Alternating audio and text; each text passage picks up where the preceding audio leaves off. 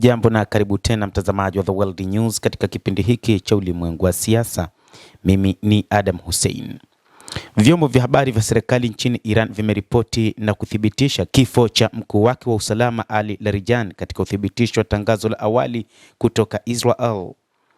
Israel ilisema kuwa imepiga maficho ya kiongozi wa Baraza Kuu la Usalama la Taifa la Iran katika shambulizi la anga la usiku.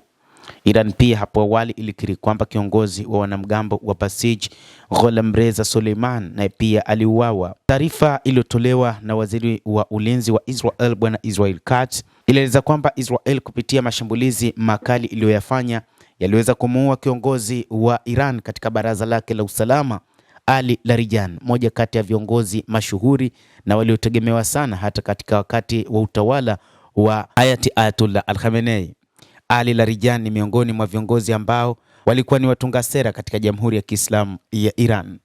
Shambulio la anga la Israel lililomuua mkuu wa usalama wa Iran Ali Larijani limemuondoa mmoja wa watunga sera wenye uzoefu na ushawishi mkubwa katika Jamhuri ya Kiislamu ya Iran katika wakati huu mgumu ambao Iran inapambana na Marekani na Israel.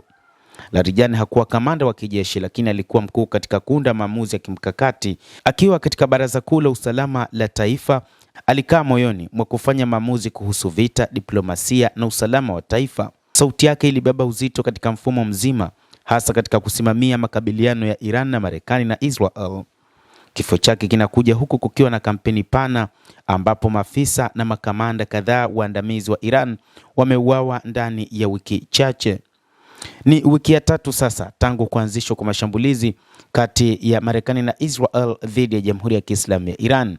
Mashambulizi ambayo awali yalimuua kiongozi mkuu wa serikali ya mapinduzi ya Kiislamu ya Iran Ayatollah Al-Khamenei. Mtindo huu unapendekeza juhudi endelevu za kudhoofisha muundo wa uongozi wa Iran wakati wa vita, na ndio mtindo ambao Marekani na Israel wanaamini utaweza kuiangusha serikali ya Jamhuri ya Kiislamu ya Iran.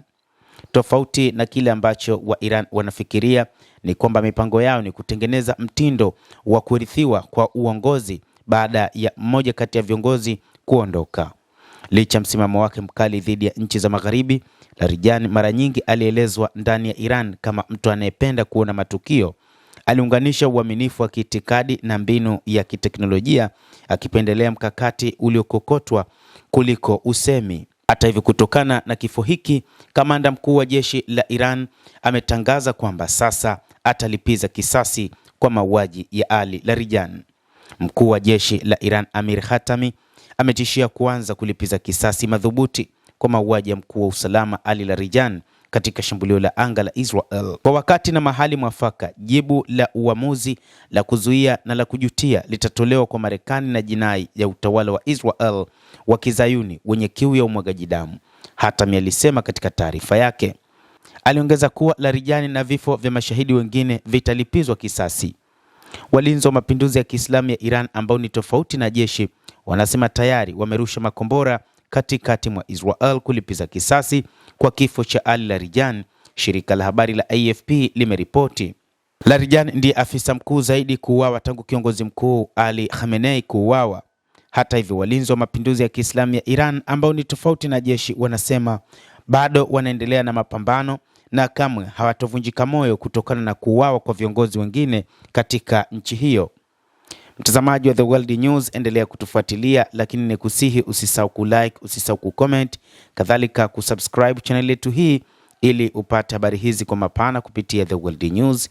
Mimi ni Adam Hussein, endelea kuwa nasi wakati wote, endelea kutufuatilia uyajue mengi yanayojiri katika ulimwengu kupitia The World News.